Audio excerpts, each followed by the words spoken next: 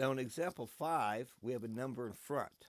So what do we do when I write it in vertex form? Well, what number in front, that's actually my a. Because remember, I want it to look like a times x minus h, the quantity squared plus k. So the first thing I'm going to do, I'm going to look at just my first two terms again, just the ones with x's. I want x squared to be positive 1. So I'm going to factor out that negative 1. So y, factor out the negative 2. So I factor out the negative 2. So I get x squared minus 10x. Leave a space. I'll go minus 42. Now the reason it's 10 is because negative 2 times negative 10 gives me 20. So now I complete my square. So I go x squared. And then I know I'm going to get negative 5x here. And negative 5x there. So negative 5 times negative 5 is 25. So I'm going to add 25. Sort of. So in the parentheses, I'm going to add 25. So x squared minus 10x plus 25. Now really, though, I'm subtracting 50, aren't I? Because I'm taking negative 2 and I'm distributing it. So negative 2 times 25 is negative 50. So I've actually subtracted 50. So what I'm going to do is I'm going to add 50 on the over here to make it, I've essentially added 0. Now I'm going to factor that. So y equals negative 2 times x minus 5, the quantity squared, and negative 42 plus 50 is 8. So my axis of symmetry is x equals 5. My vertex is at 5 and 8. So let's graph our vertex first. So go over 5 and up 8.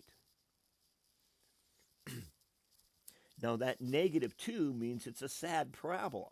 When I go over 1 from my vertex, I go down 2.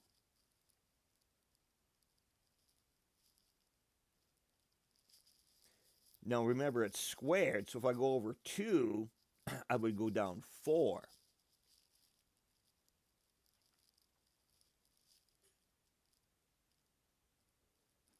And then so on.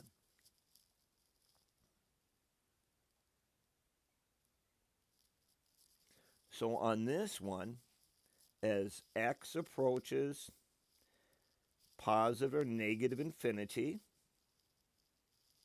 y approaches negative infinity because it's going down. And then let's find the zeros. So to find the zeros, I replace y with 0, and I solve that equation. So 0 equals negative 2 times x minus 5 squared plus 8. Well, let's minus 8 from both sides. 0 minus 8 is negative 8. Equals negative 2 times x minus 5, the quantity squared. I'll divide both sides by negative 2. And we get 4 equals x minus 5, the quantity squared. Now we'll take the square root.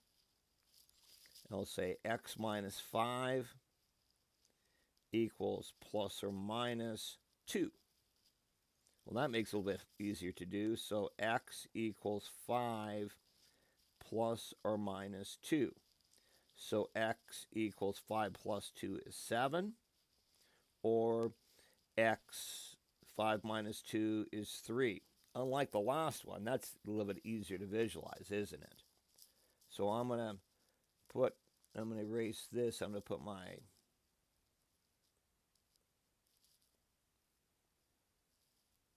zeros at 7